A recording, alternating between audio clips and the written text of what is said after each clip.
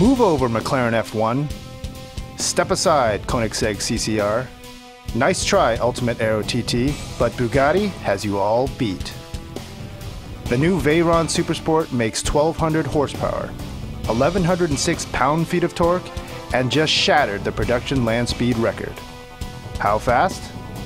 Try 268 miles per hour.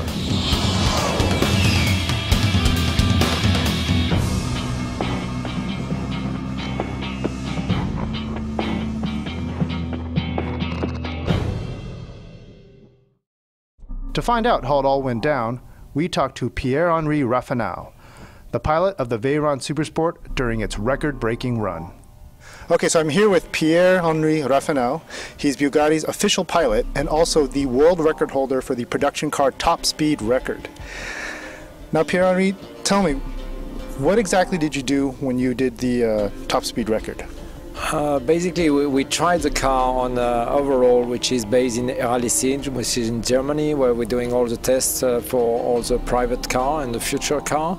And it's an overall of 23 kilometers with a straight line of 8 kilometers. And for the world record, you have to achieve that in both directions. So you have to do 2 attempts, and they will take the average speed. And how fast was the average speed? The average speed was 431 kilometers, which is around 268 miles per hour. So I had to do actually one run at 260 miles and one run which was very close to 270 miles. Holy moly. Now, what was it like at that speed? I think it's like you are in an area where you're discovering, things. Each kilometer it's making a new feeling, a new word, a new sensation. And even if we have been preparing that to achieve that, because a car is made for speed, it's always a discovery. And you always like discovering like one direction, the other direction.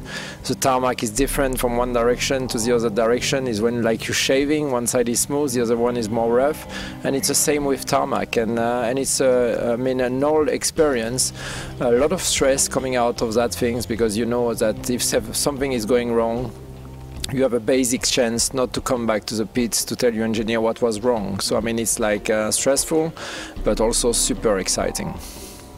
Can you explain how you actually did it? You told me before you start at a certain speed coming down the banking. Can you explain from basically when you really went after it? You have a procedure to try to make it as efficient as possible, and on this overall, you starting and just trying to go as quick as possible to 7-speed gear, trying to use like 200 kilometers, 120 miles, and then you go through the banking with the same speed, just changing gears down up to 4th, and just basically making the rev getting higher.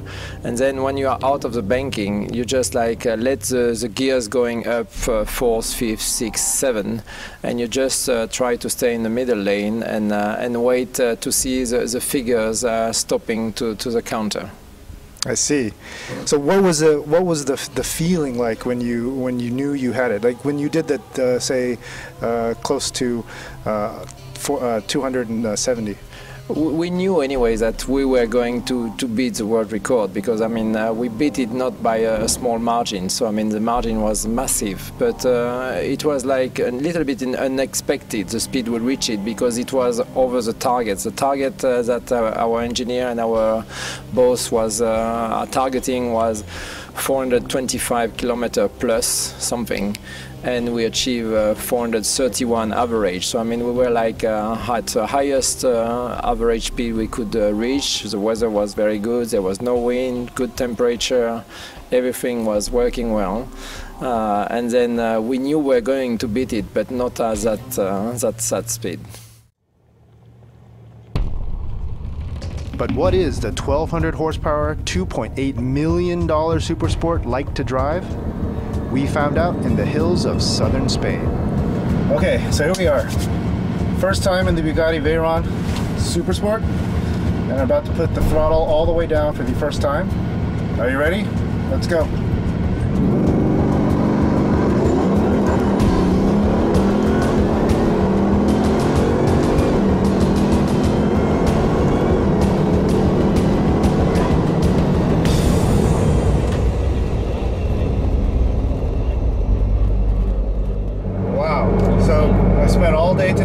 driving the Bugatti Veyron, my first time. But not just any Veyron. I drove the all-new Supersport, which makes 1,200 horsepower and 1,500 newton meters of torque. Absolutely insane vehicle. Certainly one of the craziest things I've ever done, and it ranks very high up on the list of all-time greatest vehicles in my book. But if I can break it down for you and tell you what it's like on a level that you might understand, you might actually get a chance to drive. In many ways, the vehicle is like the Nissan GTR. Now, I know what you're saying. Of course, the Asian guy is going to say this one-of-a-kind vehicle is like the $70,000 Japanese supercar. But it's true. I've driven Ferraris, I've driven Lamborghinis, I've driven all sorts of vehicles. But when I first got into this car, the vehicle that most came to mind, particularly at low speed, is the GTR. Now, why? Really, it has to do with the amount of noise that's in the cabin. There's quite a bit of gear noise from the 7-speed Ricardo dual clutch. You hear it at every speed, no matter whether you're low speed or high speed. It's a constant whir in the background. It's actually a little bit quieter than GTRs, that you don't hear the gears changing or meshing so much, but the sound is there. There's also quite a bit of tire noise too, especially over rough pavement.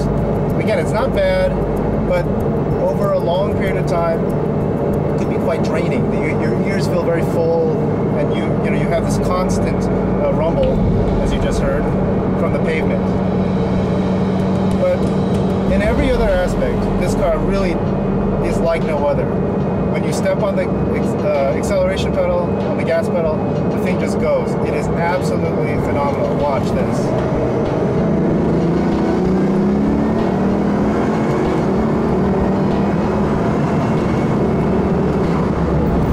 Just like that, we hit 140 miles an hour. Absolutely insane. Completely nutty. And this thing is capable of far more.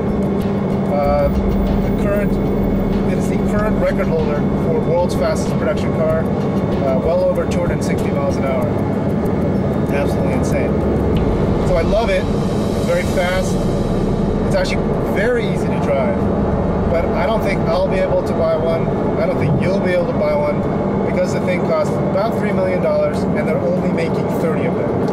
So if you want one, if you want performance like this,